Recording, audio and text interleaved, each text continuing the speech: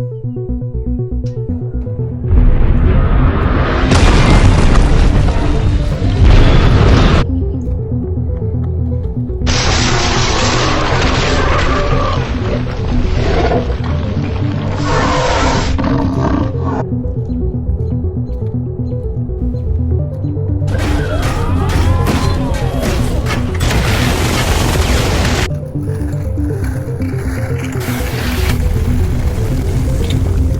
right. Yeah, and here there's class lecture notes. These are helpful slides that I use for my lecture. There's two different books that cover the same thing. So if you want to go through those, because somebody asked me, they said, Dr. Wisby, sometimes when I read the book and I do the homework, there's still a lot of things I don't get. Well, I would say that that's probably normal. Some of these things are they're kind of abstract. And so I think a big challenge is you might not have ever thought about the electric field. And it's not like Physics 1, because in Physics 1, we were dealing with mechanics and solid objects, and we're all familiar with the concept of speed. So what I would recommend is when you read the book, try to go through everything. Don't skim over anything. Write down questions. And it also helps to go through the equations too. Try and figure out where the equations came from. Those are all things that you can do to help. You can also come to my office hours. I have office hours today after 3. So if you have questions, please come to the office hours. And I'm happy to help. I will be there from 3 to 4 today. Okay, so let's switch over and start talking about electric potential. And we're going to be talking about energy also. So first of all, what is the electric potential? Well, the thing you might be most familiar with is, say, a battery. So I don't have a battery. But on a battery, if you have, say, a normal battery, the terminals are plus and minus. So if you have a car battery is usually at 12 volts. Okay, so let's look at some pictures of batteries. Yay. All right, so most commonly, let's say a AA battery here, that's 1.5 volts. That's an electric potential. So it always has the unit V, which is volt. And it's related to energy, right? And I'm going to tell you about that. But the important thing for today is that we can use energy to do useful work. And we can do that with the electric force. Right? So just like a battery, you could think of this metal ball here on the top of my Van de Graaff generator as a storage unit. Okay, so I can put energy up at the top here. So here's my Van de Graaff generator. And somebody put a comment in it. Yes, the tests. I apologize. I am still working on the grades for the tests. Life is crazy now. I'm gonna keep working on those today. So I will get them to you as soon as I can. All right, so let's talk about this metal thing up here. All right, on the top of my Van de Graaff generator, I have this metal ball, and I can use this as a way to store energy. Now, how can I do that? Well, I'm going to turn on my electric motor down here. And when I turn on this electric motor, okay, it takes energy to run this. So I need electricity. I get that from a coal plant or a nuclear power plant, but somewhere they've created energy. Then through the cable, I get electricity, and so I'm bringing energy from the power plant into my electric motor. Now, once my electric motor starts spinning, it rubs here on a piece of metal, and it puts electrons on this belt here. The electrons then get carried up here to the metal ball, and they get deposited up here on the top. Okay, and we've done a lot of things with this, but I'll do another example. Okay, so let me turn this on real quick. Turn off my background here. All right, so when I turn on my my Van de Graaff generator here. I'm going to turn this on. Okay. I get it nice and charged up. I can feel the electric field. And if I take a piece of tissue now and I let it go, then the electric field is going to pull that out of my hand. Okay. So you can almost think of this as gravitational potential energy. As I hold this piece of tissue right here, it now has some potential energy. Right. So right here, as I let it go, that potential energy, oh, and then it gets charged up. Okay. That potential energy gets changed into kinetic energy. All right. So that means that I am using this as a kind of battery. All right. I'm storing electrical energy here because I put all this charge here. And every time I put a charge up here, I had to do a small amount of work. So my motor had to turn on here, and this all takes work because as the motor was spinning, that takes work. And where did I get that energy from? Well, if it was from a coal powered plant, then that energy was stored in coal. If it was from a nuclear powered plant, then that energy is stored in the form of uranium. If it was solar energy, so let's say I have a solar panel in my house, then I'm getting that energy from the sun. And then I'm converting it into electricity. And then I'm putting a bunch of it here, and I'm storing it on this metal ball. Now, maybe you don't think of this as a normal kind of battery, but it is a battery, and it's a kind of capacitor. Okay, so I'm taking energy created at a power plant, and I'm storing it on my metal sphere here. Okay, so let's start talking about the electric fields and force, and we're gonna also get to energy as well. Okay, well, let's go back and review a little bit, and let's talk about objects that have gravitational potential energy.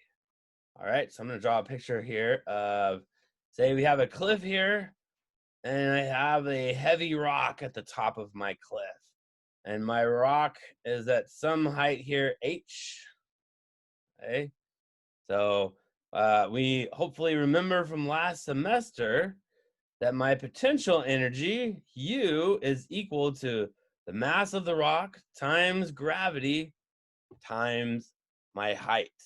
If I push the rock off of the cliff, so if I'm standing here and I push on the rock and it falls off, then my rock is gonna it'll fall off the cliff, and all of my potential energy will be converted into kinetic energy, which is 1/2 mv squared. Okay, so if I got my rock up here, I had to do work to drag it up there. Then when I push it off the cliff, then it becomes kinetic energy down at the bottom. And then when it hits the bottom, all of that energy that was in the rock is now in the form of noise.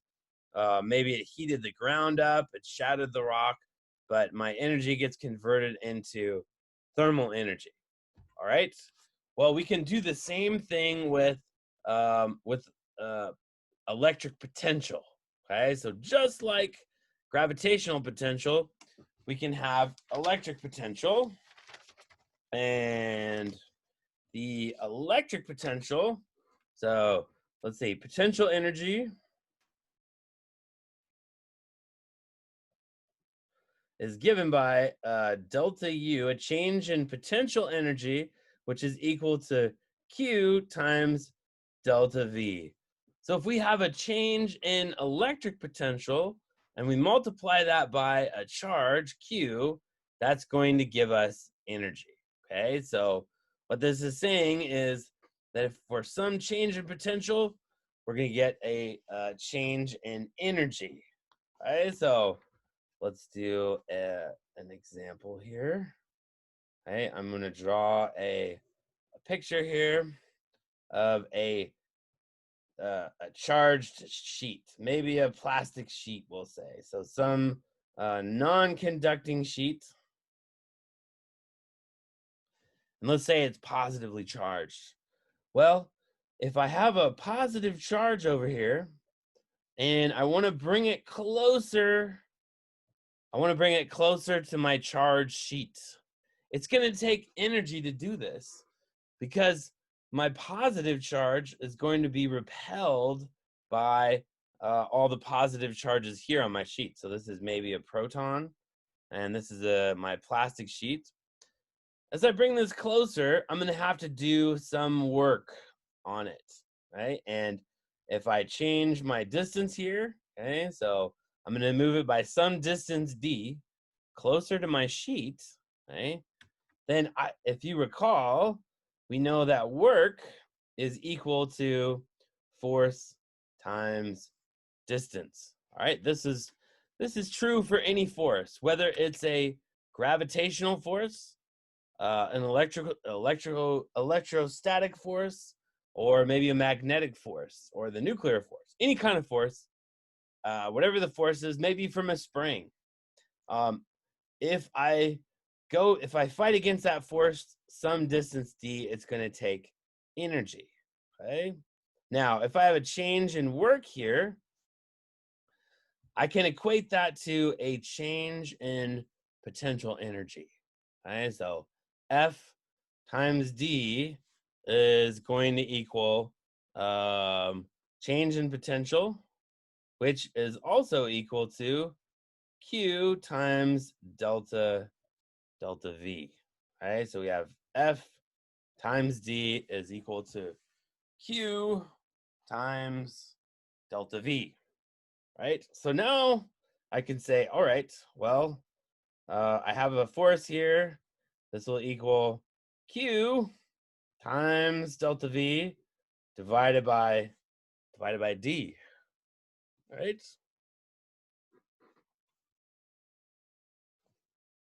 Now I can, of course, always set this equal to mass times acceleration. Okay? If you're ever unsure, you can always say F equals ma if you wanted to. So if I wanted to find the acceleration of my proton, I could do that now. Okay?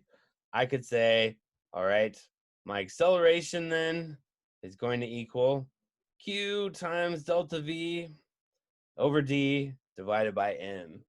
So this would give me the acceleration of my particle if I wanted to go that route. And then I could use my Newton's equations of motion, and I could figure out, well, what's my velocity going to be when, say, my proton travels a certain distance, okay? Now, that's one way you could do it, but let's do a little bit more of a concrete example, all right? And let's say we have,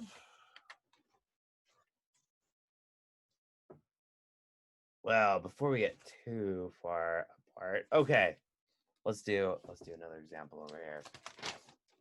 All right, let's go back to work equals force times, work equals force times distance. Well, what is my force? What's my electrostatic force? I know that for an electric field, F is going to equal Q times E, my electric field. So if I know what my electric field is in some region of space, then I can get my force there. Okay. And let's say a uniform electric field.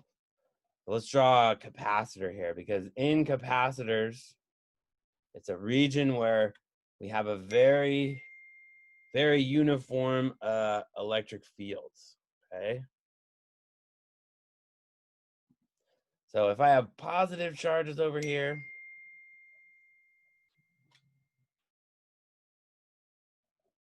and I have negative charges over here, this is my capacitor, and I've hooked this up to a battery, okay? Because this is a really important point here. So let's say I hook it up to a really strong battery.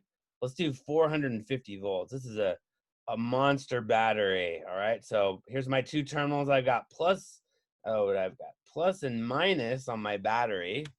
Okay, so I'm hooking up my capacitor to my battery. All right, my plates of my capacitor here. All right, so these are two metal sheets. I've hooked my metal sheets to the terminals of a battery, just like in your car. Right? And this is, I'm gonna say this is a really big battery. We're gonna say this is 450 volts.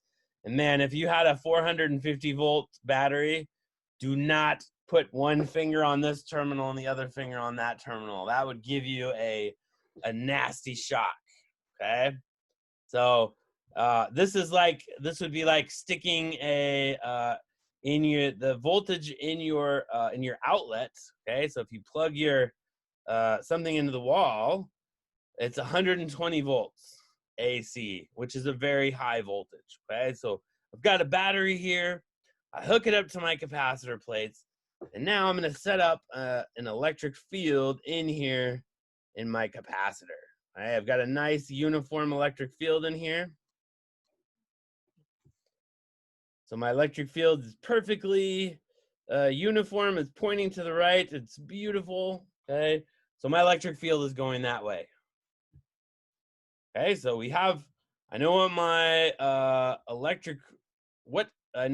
electric field is in between two capacitor plates.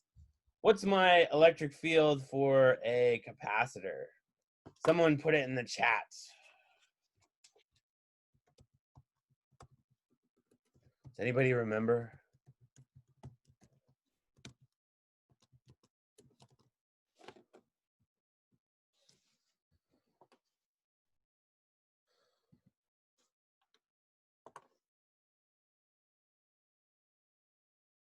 Somebody put, wouldn't the proton be moving the other way? I haven't added my proton yet. I'm gonna do that. Okay, I have not added my my proton in there yet. Okay, but let's say the last example. Yeah, we're getting to the proton. Okay, but I just want to establish what the electric field is. So my electric field in between my capacitor is going to equal sigma times divided by epsilon naught. Okay, yeah, from the last figure. All right, so now let's take a proton and let's stick it in here in our capacitor. All right, so if we have a proton, we're going to put it right here. So here's our proton. We stuck it in our capacitor plate somehow. Okay, and our potential difference between these capacitor plates, because I hooked it up to V right here, is going to equal 450 volts.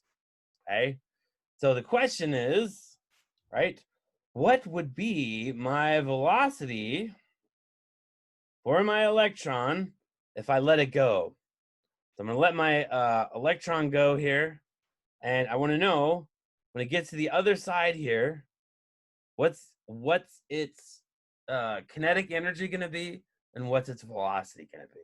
All right, so we're going to figure that out, because what a great test question that would be. So yes, please make a note of this problem, because I like to put this one on tests. So I'm just letting you know now that I hope that you understand it. All right. Anyways, let's get back to the problem. Okay. So we know that V is equal to 450 volts. Okay. And we said that before, I gave you the equation. I think I gave you the equation that our change in potential energy, so change in potential energy, is equal to,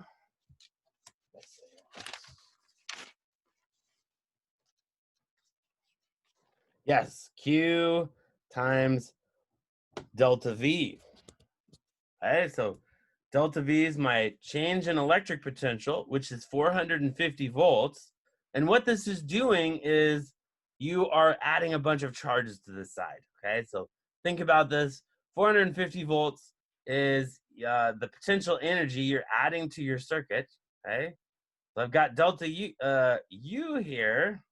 which is equal to Q times delta V. All right. That's good. Now, if I have my proton over here and I let it go, it has some potential energy, which is right here. Say this is our potential energy. Okay, so if I wanted to figure out how much potential energy this has, I could plug in my numbers now. I know that delta U is going to equal the charge of one proton. So that'll be 1.602 times 10 to the minus 19 coulombs times 450 volts. Okay, that's going to be my potential energy. So 450 volts times 1.602 times 10 to the minus 19. Let's see what the answer. Okay, so this is going to be delta U is going to equal, according to Mathematica, 7.209 times 10 to the minus 17 joules. Okay, or I could just say 7.21. We'll say because we don't want too many significant digits. Okay, so let's delta U. All right, well, that's what Mathematica gave me. Now we know that if this is my potential energy for a proton I let go here, I've got positive charge over here. So when I let this thing go, it's going to be accelerated. And when it gets to the other side, all of its potential energy is going to be gone. And now all of its energy is going to be in the form of kinetic energy. So if I have conservation of energy, then we have delta U, okay, conservation of energy,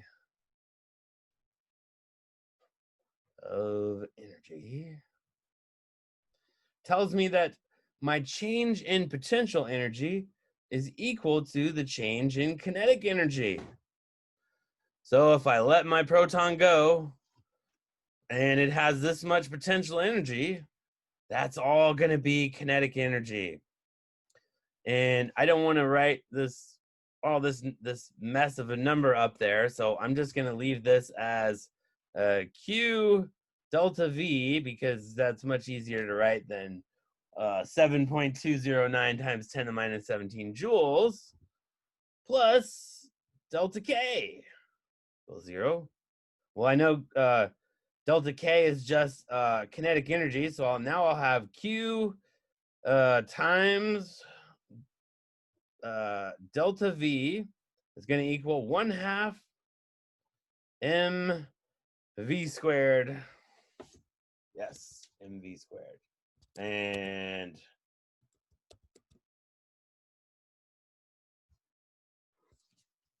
yes. Okay, so, and I lost the negative sign.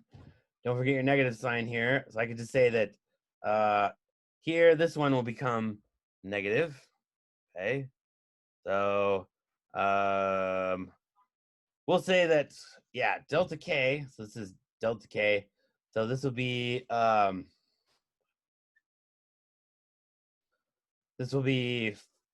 my final energy minus my initial kinetic energy.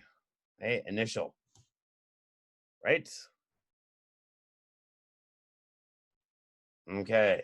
So now my initial kinetic energy is going to be 0, so this will go away. Right? And I don't want this negative sign here. So I'm going to say that delta V, it goes from, there's a change of minus 450 volts. Okay, so this will be, I'll have a minus 1.602 times 10 to the minus 19 times minus 450 volts. And all this is going to equal 1/2 mv squared. And I had to get rid of that negative, which I can totally do, because when I take, there's my v. when I find my velocity, there's going to be a square root, and I don't want to have a negative sign in there. Okay? You don't want a negative sign in there because you'll get an imaginary number, and that doesn't mean anything. All right, so if I keep this in symbolic form, go down here, I'm going to have v 1/2 mv squared will equal q times delta v. So v squared will equal 2 divided by the mass of my proton times q times delta v. Okay? And I have a negative sign in there, which is fine because it's going to go away because I'm going to say my change in potential is arbitrary because I can pick where I say 0 is. There's only the only thing that matters is the change in potential. So I can call anything I want to 0, right? All right, so then v will equal the square root of minus 2q times delta v divided by the mass of my proton. Right, and I'm going to switch over here to Mathematica. All right, so if I put this in here, up here at the top is my equation. Right, so I've got my velocity is going to equal the square root of 2 times q times delta v, the change in my potential, divided by the mass of my proton. So I put my numbers in down here, and I get that my velocity then is going to equal 2.9 times 10 to the 5. Okay, so 2.9 times 10 to the 5, that's going to be my velocity. So I'll have 2. So my velocity will equal 2.9 times 10 to the, to the 5th power meters per second. All right, so that's pretty fast. That means my proton, when I let it go, is going to be, man, that thing is going to be moving very quickly. All right, so now I've figured out how to calculate the kinetic energy from this and my velocity. So let me write the answer here. This is going to give me a velocity of 2.9 times 10 to the 5 meters per second. Thank you. Like and subscribe down below.